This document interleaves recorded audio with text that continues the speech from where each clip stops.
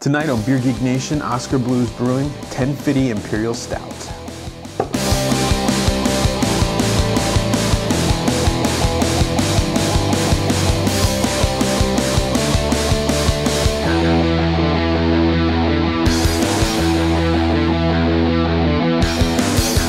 Hey guys, welcome to Beer Geek Nation, or welcome back, or welcome if you're a first-time viewer. I am your host, Chris Steltz. Whether you like it or not, you're stuck with me for a little bit. So tonight we are doing one of my favorite beers. I'm being selfish. I want to drink one of these. You know what? Might as well review it. I haven't done this one yet. So I have reviewed a couple of, actually one other one on video, of Oskar Blues Brewing. They can all their beers, and one of currently probably the biggest microbrewer to be canning their beers. And I've said it before, but canning still has that stigma attached to it, and it shouldn't. I mean, they're little kegs, which is actually how a guy from Oskar Blues described it to me. So you don't need to worry about aluminum taste or any of that stuff. It blocks the light, keeps it, fresh and all that stuff. So that's kind of a has-been problem. But anyway, back to the current state.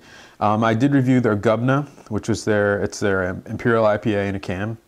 But now that's a seasonal. This is also a seasonal. This is their 10 FIDY, which is an Imperial Stout that they put into a can. Who would have thunk it? I know. I tried this one kind of on a whim one day. I'm like, how good can it be? This is an excellent beer, and you can probably get it. I mean, I can get it pretty much all year round, depending on where I go, but it's not going to go bad, and it is actually a good beer to age. Being as it is in a can, it's already got the perfect environment, no light or anything. Just put it in your basement, let it sit. It comes in at 9.5%, so it is a big, a fairly big Imperial Stout. So with that said, let me get into a glass, let you know how it smells, how it tastes, and give you the verdict.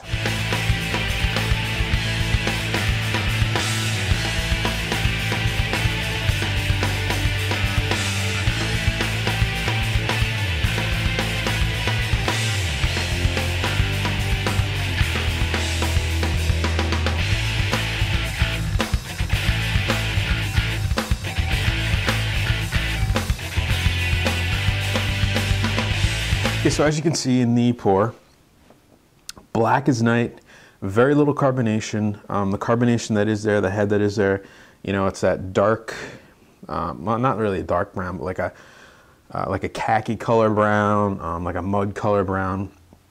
Stylistically, that is dead on to an Imperial Stout. These things should be black as night to the point you can't even see light through them, and this one, man, that fits the bill perfectly. Carbonated, lightly carbonated, again, stylistically, dead on. As far as the smell goes, yeah, I love this beer. This is definitely one of my, top 10 beers. The smell on this one, it's not like too many Imperial Stouts that I've had. I get a lot of the alcohol in this one. A little bit of the fruitiness from the yeast and everything.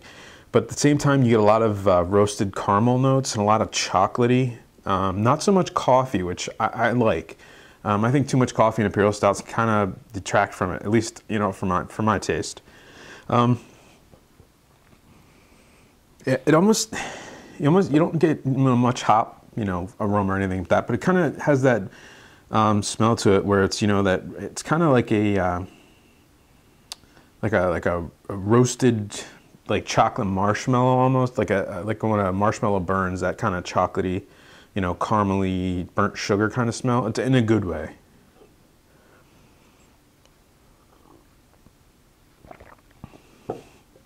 Now, yeah, as you taste it, first sip, tons and tons of chocolate in this one.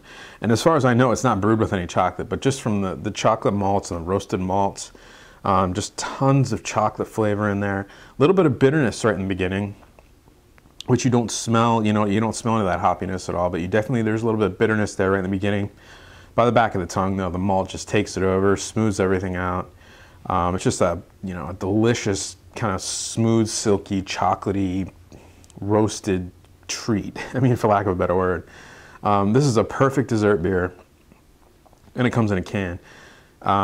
as far as imperial stouts go, you know, I always compare these kind of beers, you know, semi-seasonal, seasonal, year-round kind of beers, imperial stouts, to, let's say, like an old Rasputin, which I kind of hold, you know, at the top because it's a year-round imperial stout. Victory's Storm King, which is another really good one. This, you know, this trumps both of them. This is just such an easy drinking imperial stout. It doesn't have any of that real harsh alcohol, though you do definitely get the burn. I mean, there's definitely some warmness to it.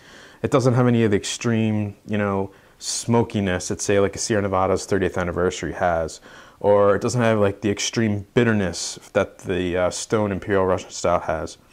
And, you know, not that they're bad things, and they do have their places in each of those beers, but this is kind of a perfect in-between.